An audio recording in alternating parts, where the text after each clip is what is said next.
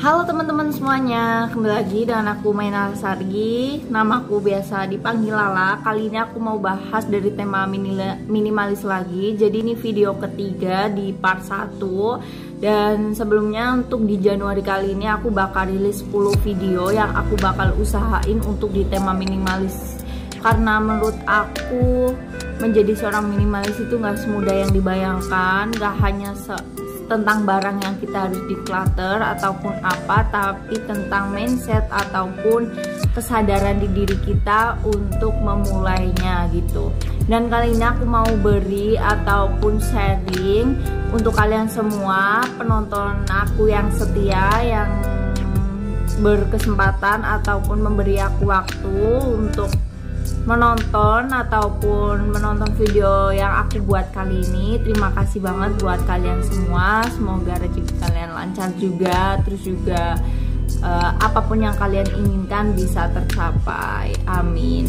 Dan kali ini kita langsung lanjut aja ke inti videonya, yaitu 5 manfaat menjadi ataupun menjalankan hidup minimalis. Oke?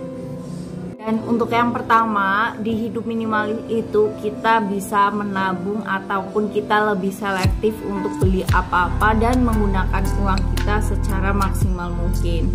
Karena menurut aku sendiri, karena hidup kita apa-apa kalau udah minimalis ya, kita lihat barang, misal baju.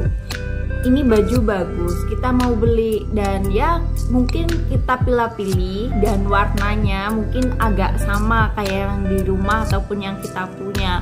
Dan di situ pengujian otak kita ataupun kita skill berpikir kita seorang minimalis itu diuji, ataupun kita berpikir lebih kritis lagi, karena kita beli enggak ya, kita jadi beli ini enggak ya, kira-kira ini dipakainya lama enggak ya, terus juga kayak di manfaatnya kita itu dapat membantu kita atau hanya nantinya bakal di declutter aja gitu.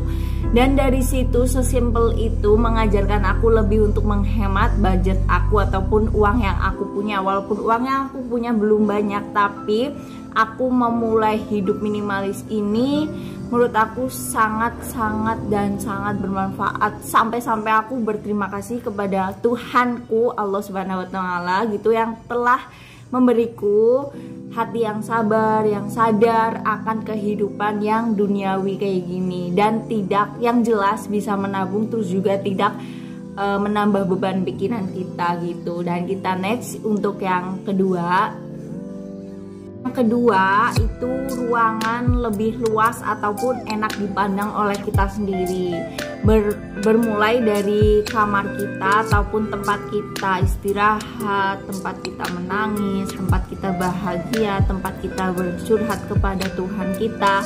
Itu menurut aku kalau ruangan kita udah bersih, udah beres, sesuai pada porsinya, sesuai pada tempatnya, itu lebih lega di hati loh. Terus juga kita lebih mudah kayak apa ya, memikirkan apa yang seharusnya kita lakukan. Terus juga ketika kita punya tugas, misal yang kuliah ataupun kalian yang sekolah online ataupun kalian yang kerja di rumah, itu bisa lebih memaksimalkan tugas ataupun deadline yang kalian punya gitu. Jadi lebih terarah aja, menurut aku kayak gitu sih. Jadi sesimpel itu kehidupan minimalis kalau udah merasakan ataupun kita berani memulainya. Dan kita lanjut langsung ke poin yang ketiga. Tidak insecure ataupun menerima min plusnya diri kita sendiri, dan tidak perlu membanding-bandingkan betapa bagusnya orang lain, betapa beruntungnya orang lain. Kita itu nggak perlu insecure sebenarnya, karena aku sendiri, aku terapkan di hati aku, semua manusia walaupun yang sempurna, yang maksud sempurna itu ada semuanya, anggota tubuhnya bisa melihat dan berfungsi gitu, dan disabilitas, terus juga yang cacat apa gitu, yang punya penyakit, semuanya itu masih ada kelebihannya. Jadi untuk sampai saat ini aku nggak perlu menjudge orang, menghina orang gitu. Jadi lebih sadar diri aja gitu, karena semua udah ada takarannya. Nah, kita lanjut ke yang 4, itu kita lebih mudah fokus ataupun menjalankan sesuatu dengan ataupun di jalannya gitu. Jadi lebih terarah lagi, karena menurut aku dengan hidup kita yang udah minimalis, pikiran kita yang positif, hidup kita kegiatannya yang positif, menjauhkan hal-hal yang buruk dari kehidupan kita, tidak mempunyai barang yang tidak perlu, itu membuat hidup sangat lega. Jadi menurut aku fokus kali ini bisa, fokus orang kan beda-beda ya. Ada yang di umur, mungkin penonton aku kali ini ada yang di umur 18 tahun, kayak aku mau 19.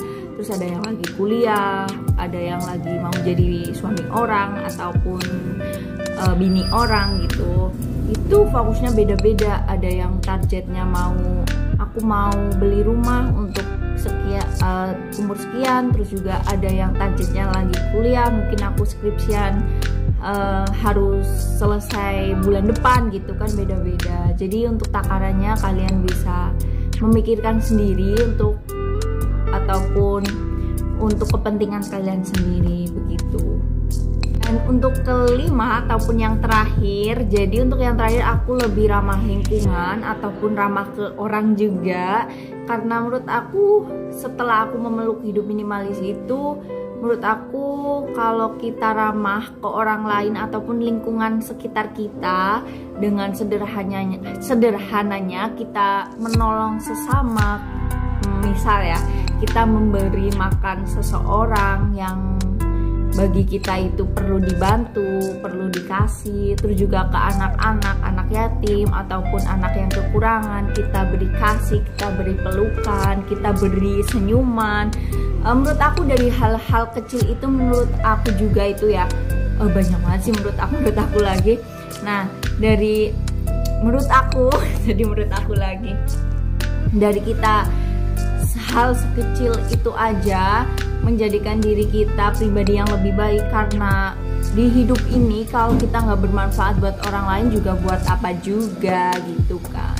Nah, jadi untuk sesimpel ini ataupun sharing-sharing kali ini di video part 1 ketiga, kalian bisa tonton videonya yang part 1 itu aku menceritakan semua tentang aku memulai hidup minimalis aku itu bagaimana lika-likunya.